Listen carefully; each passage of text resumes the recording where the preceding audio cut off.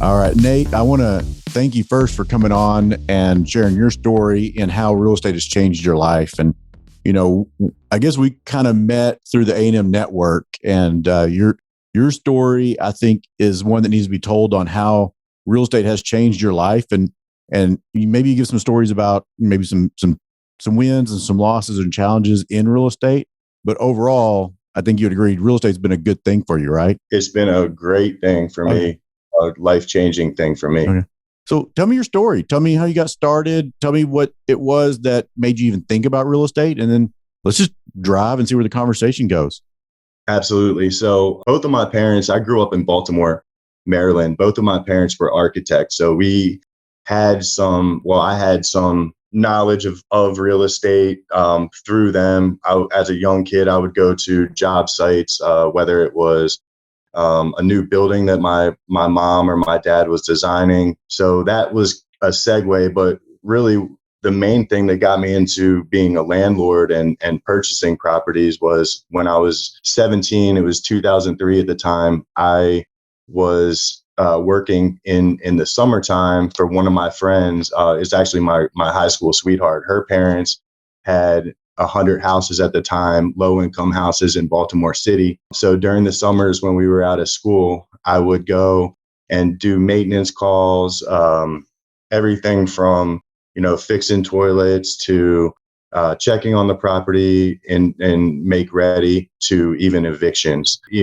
Baltimore City's pretty rough, especially in the low income areas. And so I got a taste of how some bad experiences, in hindsight, they were good, but I had to deal with evictions. I was hearing gunshots. I witnessed, not like I was there, but I saw homicides and all kinds of stuff. So it was pretty intense. It did open my eyes to real estate in terms of being a landlord and some of the challenges, particularly in that group and that demographic. But my high school sweetheart's parents, they had a really nice portfolio there. And I saw a lot of the benefits too, in terms of them being able to work for themselves and purchase properties. These were mainly shell properties, and we would buy 5 at a time, say for $100,000 at auction. We'd put a small amount of money into them to make them livable. And then we would lease them. That's an amazing opportunity. That's a really good education, hands-on, to see how it's done end to end from purchase to management. Very cool. Yep. So what was your turn? Like, cause you obviously got in the game too. Yeah. So then I went to school at A&M. As you know, I studied construction science. So it was highly related to real estate as well. And it was in 2010 when I purchased my first property, actually in Keller. I know you know where Keller is because that's where you're located. So right off Roof Snow in North Tarrant, the economy had collapsed in the 08 financial meltdown. And I went out there and I purchased. I couldn't believe that I actually qualified for a loan because at the time I was only making $48,000 a year, but my credit was pretty good. I wasn't in debt or anything like that. So I bought that property for $150,000. I know where that area is, and it's worth way more than that now. Yeah, now it's worth close to 400. Just to give you an idea of the time frame. So 13 years later, it's more than doubled. I still own that property today. In fact, that's one of the things I learned is, in a good location like that, Keller, the school district's highly desirable. And so I've kept the property. I've rarely ever had vacancies there. Like I said, I still own it and it's performing very well.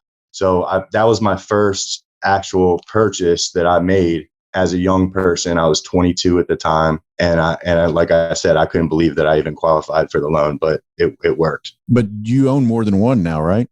Yeah. I right now I own 12 single families properties. And so actually so what happened then, I went to graduate school in 2012. I went to graduate school. So I only had that house. I was only living there. I played rugby at A&M. So I was living with some buddies and that helped a lot. Like I didn't charge them much for rent, but they were my friends, and we were all still playing rugby at the time. And then I took the GMAT, got into graduate school for business administration, and went back down to College Station. During that time, I didn't really have time to sell the property or anything like that. So I just decided to lease the property. And so I put it on the market, and I got 6 applications within the first week. And so that was my first experience in terms of leasing on my own. Of course, I was doing this stuff in Baltimore earlier on, but that was my first experience on my own where I leased the property, and then I went down to school. And, maybe I was a little bit nervous about leaving my property, but it went really well. I really didn't have too many issues while I was at school. And there was really nothing that I couldn't handle being in College Station compared to, I had, some connections, some people that I trust in terms of like maintenance and stuff like that, little house calls, but I managed it myself. And then when I came back after graduation, I started buying more properties. I got a nice job at Ericsson and then J.P. Morgan, which paid pretty well, a lot better than my first job. And so I kept, and for a period of time, I still had roommates. I would say that's probably one of the things that helped me a lot is that I lived well below my means. And then when I was buying properties, I was able to do that very effectively because the money that I was making, I was able to make the down payments. The next property I bought was in close proximity to where I worked. And so I bought a property in the Colony, which I still own today. In fact, I've held and I think this is one of the things that's helped me, and it may be a secret to success, is I hold. My strategy is buy and hold. And I spend a lot of time looking for properties, the right ones, with a certain criteria that I feel comfortable with. And once I find it and I buy it, then my plan is I hold it. And so I bought a house in the Colony, and then within a few months, I bought another house right down the street in the Colony, and then I leased that one. And then at that point, I had a little bit of equity built up. I refinanced those 3 properties and then pulled some equity out and then purchased, I guess the next one I bought was Euless. I bought one in Euless, which is a highly sought after area as well. That property, again, I still own that one. That one's highly desirable, right off the highway, which, I mean, they say location. Anybody that's listening that is interested in real estate, what they say is true. Location means a lot. It's like one of the only things that you can't really change about a property. You can change the paint, the appliances, all kinds of stuff. But you can't change the location of the house. So I would definitely, and I do pay a lot of attention to the location. And my strategy's been to let the equity build up, then refinance it, pull that equity down, then use that. And keep in mind, this doesn't work if you spend a lot of money on like cars and all this fancy stuff, right? But at the time, I was still very frugal, living below my means. I'd refinance it, pull it down. And I'm sure we can talk more about like the portfolio loan, which you helped me get. That was last year. But individually, I would refinance each one of these properties, pull that equity down, and then use that for a down payment on the next property. And you're snowballing it. And I think to me, it's not a good or bad business plan to like just pay it all off and then live with a paid off house, but you're giving up so much opportunity to buy the second, third, fourth, fifth house off of that one house. Correct. And I wouldn't advise this to everybody, but if you understand how to use debt, of course, they talked a lot about that in business school. So I understand it probably better than most, but you're using leverage, you're using the bank's money.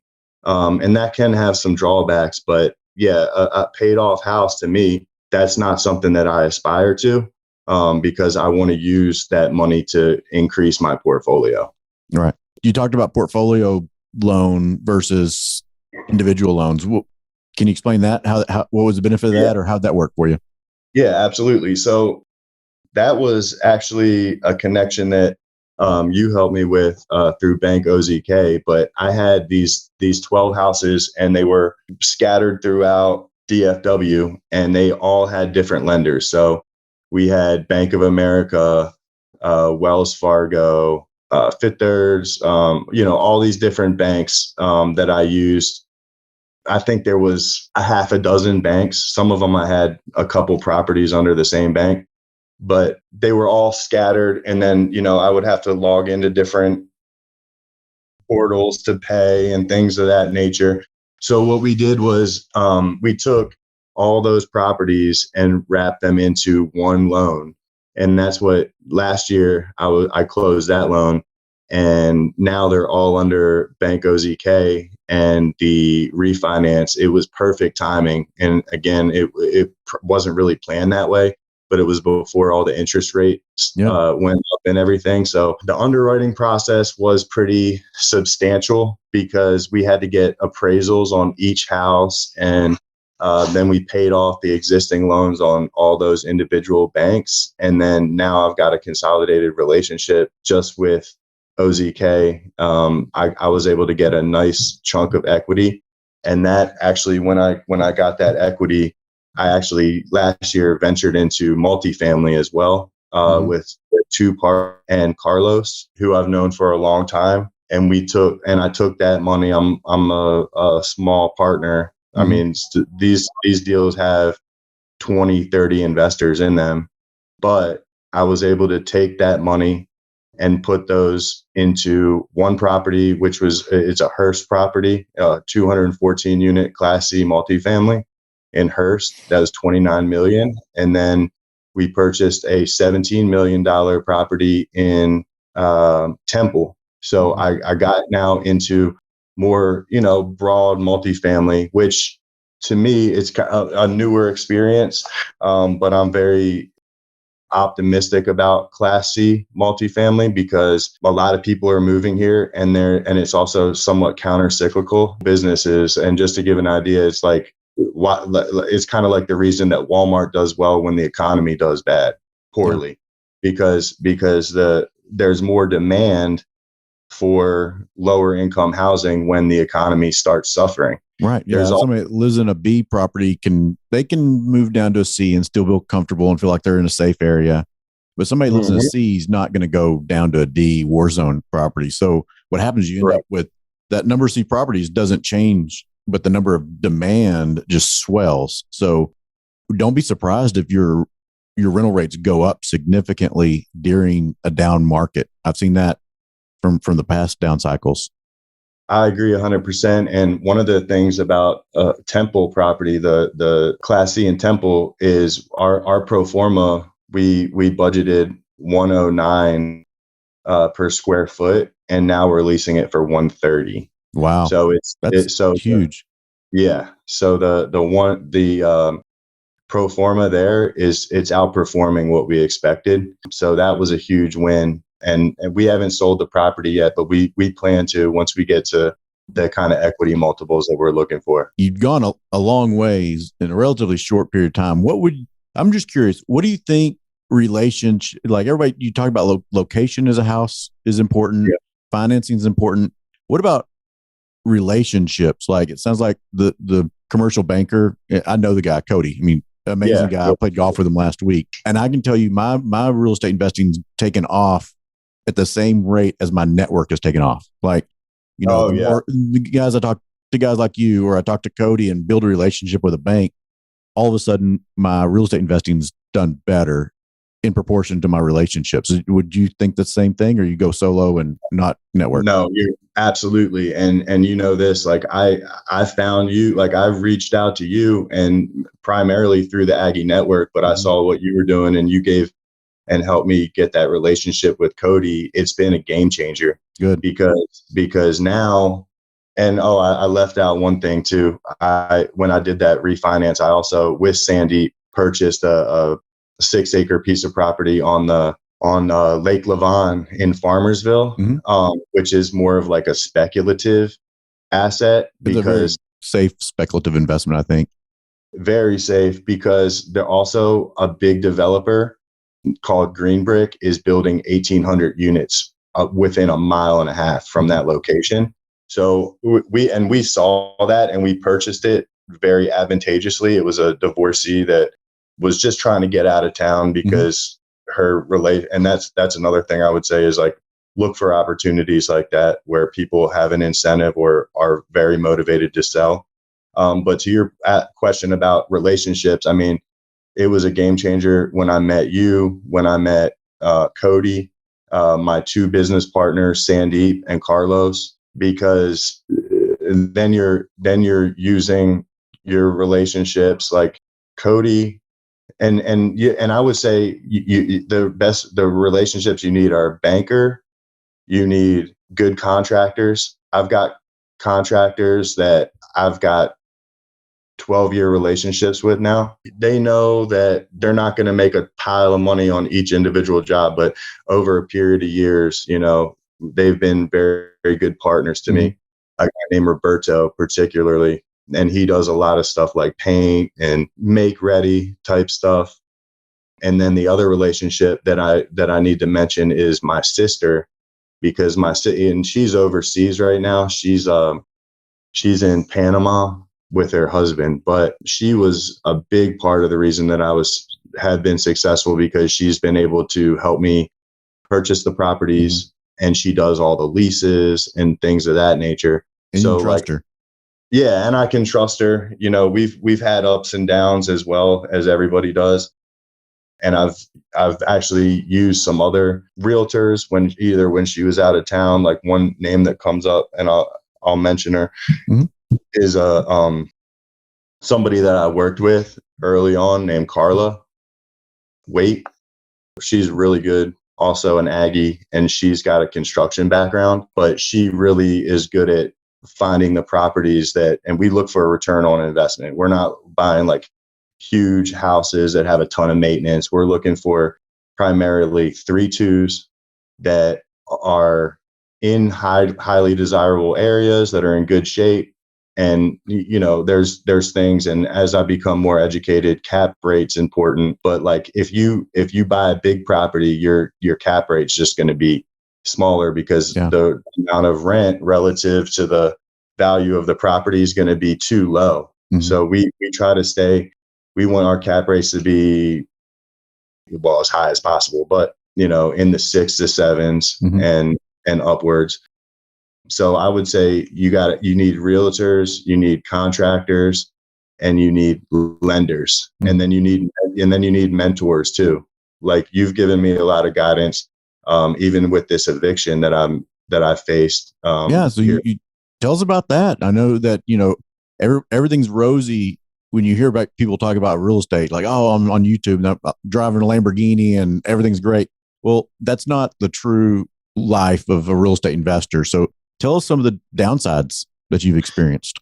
I know this one hits home because I called you a couple of months ago just asking your advice on it. And that's, again, why it helps to have mentors and people that are in the industry. And I haven't faced any evictions like what we had in the low income stuff in Baltimore. But I recently have an eviction. Actually, I got to go check on the house actually right now because it's gone through court and everything like that. But I had a rash of vacancies. So I had 4 vacancies at one time. And so I was a little bit over, and so this is just a personal learning from going through this experience, but I was a little bit anxious to get these houses occupied. And so the 3 of them worked out fine, pay on time, good credit, all that fun stuff, good income verification and things of that nature. There was one tenant that I leased to, and I knew they had red flags on them, and I did do some due diligence in terms of like talking to their boss about their income and stuff like that. But their credit was not great in hindsight, but I just moved forward with it. They were convincing enough, and I let them stay at the property, and then the checks stopped coming in. And so I was like, oh, well, and again, in the kind of portfolio I have, that's pretty rare for me. So I called you and I asked, what should I do with this eviction? I took your advice and just hired a company, because there's a legal way that you have to go about it. Mm-hmm. You have to do a notice, and then you have to go to court, and you have to show a ledger that shows all the income and what the tenant was supposed to pay versus what they actually paid. And I didn't want to, I You ended got up, better things to do with your time. Like, it's just not yeah, worth your time. yeah. Some people will do that on their own. I just paid somebody. It wasn't cheap, but they took care of all the court and presenting it to the judge, and actually it just went through. So I got to go check on the house and lease it. But I mean, that was definitely a hit. That was a loss, and something that, when you lose money, it hits you harder than when you gain money, right? Like, losses loom bigger But you're than going to rent gain. it for more than what you probably rented it to them for. Yes. Yep. So since that time, I was actually just looking at comps. I mean, the comps are up around $400 a month extra since Wow. I leased it. $4,800 a year. Yeah. Yep. And so I did lose, I would say, let's see, probably a $10,000 hit overall. Ooh. Because not only the loss in income, but then also I had just painted that house. I spent a lot of time on it to make it really nice. And then also now I'm going to have to lease it. And of course, I'm going to be much more careful this time. But yeah, there has been rent inflation, which is definitely good for landlords. Maybe not so much for tenants, in this inflationary economy. So there will be a little bit of a benefit there. But the sting of losing that money, and also just the hassle of having to deal with all that, was definitely something that I'll never forget, and something that I'm going to avoid like the plague. One thing I tell people that are clients of my property management company is 80% of your problems can be completely eliminated by just not letting in the wrong people. Correct. And so we take our scrutinization to the next level. Like, I've got software that goes into their bank accounts. Like, they can't fake a pay stub with me. Like, we actually use software to go into their bank account and verify a source of incomes. Like, that money came, oh yeah, you got paid by XYZ employer. Like, you see the direct deposit in their bank account, or we can go to their ADP payroll, we go to their Paychex payroll, whatever. So we actually know legitimate money for real hit their bank account. And yes, that's where there's so much fraud out there on applications that you have to go to the single source of information to make sure that it's actually legitimate money that they're talking about. Because the stat is 18% of applications are fraudulent. 18%. Yeah. Now, 70 plus percent people lie somewhere on it, like little stuff, like, yeah, my mom's my reference or whatever. But 18% are flat out fraud, like straight out. And, lesson learned there. There were red flags there. I'm not sure if there was fraud on that one, because their income did check out, and I would just say, do your homework on them. But, spend a lot of time. The best thing that I have used that's been tried and true is credit score, because it's not, people that have 7+ or whatever credit scores, they're usually the types of people that pay their bills on time. And that take pride in making sure that they live up to their commitments. Yeah, there is a big correlation on mortgage default rates based off of credit score, and it's significant. I was really shocked when I don't have it here, but the default rate, it drops significantly when you get to like over 700, even over 6. I think it's 620, 640, where you really see the difference. And then it drops to like 40% default rate when you really start getting down a little, not crazy low, but like lower. Really shocking. Yeah. So, talking about real estate, and, because I'd love to talk to you forever, and I know you've got things to do because you're a busy guy. What way would you say real estate's changed your life? Like, has it lowered your stress level, increased your stress level? Has it said, hey, I got to go float the river more often than the next guy that has a like not owning real estate? What's the changes been in your life, you think? Yeah, no, it's definitely taken stress. I would say at first it maybe was a little bit stressful, but that was early on when I was maybe with, limited income and then only a couple properties. But now that I have a portfolio where I can diversify some of that risk, it's been a huge benefit to me, because and I guess one thing that I was surprised by was during the pandemic, when like when it started hitting, I was thinking to myself, like, my portfolio is going to tank Mm-hmm. and all this stuff. And it was actually the complete opposite. Yeah. Wow. The portfolio, and you know this, like, because you own a portfolio, is, there was what, 25% increase in 2021 on asset value. So Yeah. when you're holding, a $3-4 million portfolio, and it goes up, 10%, you're talking about, a big chunk of equity. And of course, it's paper equity, but it's equity nonetheless that you can borrow against. So I would say my stress level's gone way down. It's given me a lot more flexibility in terms of my career, because I'm not really tied to a job that I hate or that I don't enjoy doing. So like right now, I'm working for one of my friends in a construction company, that's my background, but I'm not like, handcuffed. I don't have golden handcuffs like with the bank or like J.P. Morgan, my previous employer, or anything like that,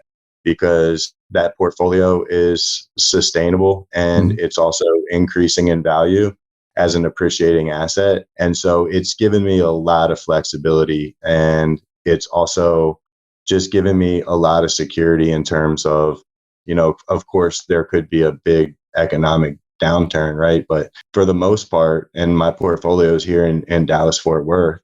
So it's a good market, regardless of what happens on a macroeconomic basis in the US. People are still moving. The statistics I look at, like, there's around 300 people that move to Dallas, Fort Worth, and per day, Yeah, 300 it's wild. per day. So you can imagine people that are coming into Dallas, Fort Worth, they need a place to live.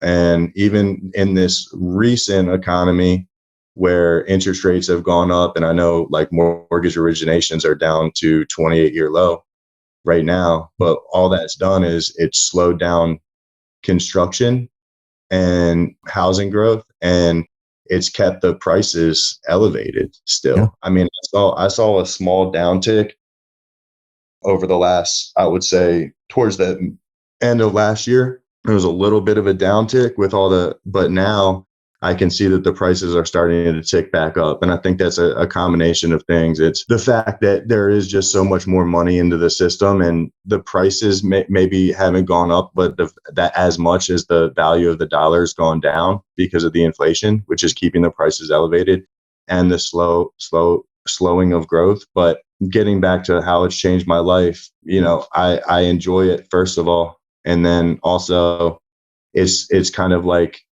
a little bit of security, knowing that despite these downturns, my portfolio is still going to perform. Absolutely right. Talking about that slow downtick, it's interesting because we noticed that in the property management business. I think it was from October to January, it just slowed down. Like our houses that were renting like super fast, they were on the market a little bit longer than they had been in a while. So I went back to our historical data because I can pull the reports. Like basically last year, toward the end of the year, it was going back to normal. And so when we think it's bad, like no, that was what it normally happened that time of the year 3 or 4 years ago. So yeah, between October, November, December, January, people weren't moving, so things sat on the market a little bit longer. Maybe reduced the rent just a little bit, but we hadn't experienced that in several years. So everybody's like, "Oh, it's horrible." No, I looked at it; it's statistically the same as far as like the minor dip in days on market for rentals, and maybe how much you reduced rent just for seasonality reasons. Right. And one thing I'll point out that I think would be helpful for viewers is when I did that portfolio loan, and I sat down originally and with Cody Montana, and we looked at the numbers and the rents, and he was like, "Nat, you've got to get these rents up to," and so there was such a massive rent inflation. To your point, it was over that period of time, rents climbed substantially, and they slowed down a little bit, but now I can see they're inching back up again. So it's like, if you can ride out those like little slow periods, you're gonna be fine. I will say also on that portfolio loan, before I forget, people that are listening, the bank is going to care about your debt coverage ratio. is going to be a big thing. I would also say debt coverage ratio and your gross revenue, but they really care about debt coverage ratio in terms of absolutely. how much. Yeah. So net operating income divided by the total debt service. And they want to see it's a sliding scale. So the more income and the more net operating income that you have, as opposed to the debt that you have to service, the bank is going to be more willing to lend you more money. And people will, and then you'll see like if you put 20% down, or they might ask for 35% down if you don't have a good debt coverage ratio. Yeah. So push those rents. So push those rents up, and then that'll also help you weather maintenance expenses too. A lot of people will say, "Oh, well, I keep the rents low because they're nice tenants." You're doing them a favor, right? But you're doing yourself a disfavor. And I think you probably saw that in your portfolio. It's like, man, I was leaving a lot of money on the table. Yeah. And so that, and as I've gone on this journey, like I've learned more, like, and sometimes you learn those lessons. Like I've learned way more from actually getting my hands dirty and actually just having the guts to get in there and do the stuff. I mean, of course, I've read a lot of books and, talking to people like you that are well-versed and experienced, and going online and seeing what's worked for people. But I would say the best thing that people can do is jump in. And I wouldn't jump in blindly. I've seen people get hurt really badly by making bad real estate deals. I'm sure you have too. Oh yeah, I have.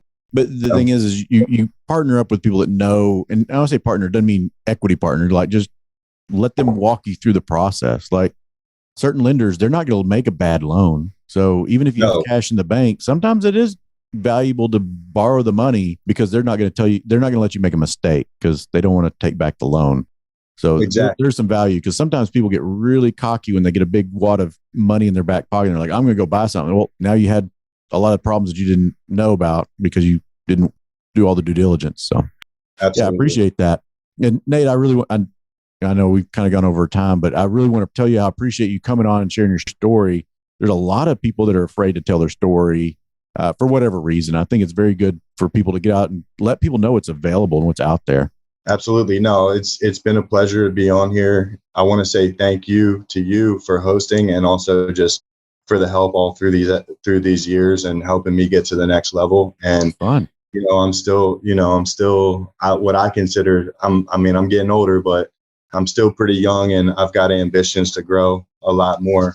So I feel like, you'll be seeing a lot more acquisitions that I'm going to have here pretty soon that I can share. And I do like sharing these stories because there's people like you and people like the Robertas, the people that I work for in Baltimore, they shared a lot of things with me, and I wouldn't be successful, and I wouldn't have been able to accomplish all this on my own. So I'm more than happy to help people. And if somebody, I don't know if you're going to provide my contact, but I'd be glad to talk to anybody and help them in the same way that these other folks like you have helped me. Great. Yeah. I'd appreciate that. So with that said, again, Nate, thank you. And I think we're going to see some big things come from you. I'm really excited about your apartment complexes. I want to see how that comes to fruition, because I think those are two stellar locations. Like those, I know everybody listening doesn't understand Euless or Temple, but you're going to hear Temple a lot in the future, I think. Oh, yeah. Yeah, I'm really excited about that one. We're expecting about a 3x equity multiple on that one, which is like, that's very high. And again, it's a property that we did some value add to. I'm really excited about that one. And we're going to be doing a couple more deals here pretty quickly. We're going to sell those properties and then go into the next ones. Man, that's going to be a fun story. So, yeah. All right. Thank you, man. Have a good one. All right. You too. Thank you. Bye.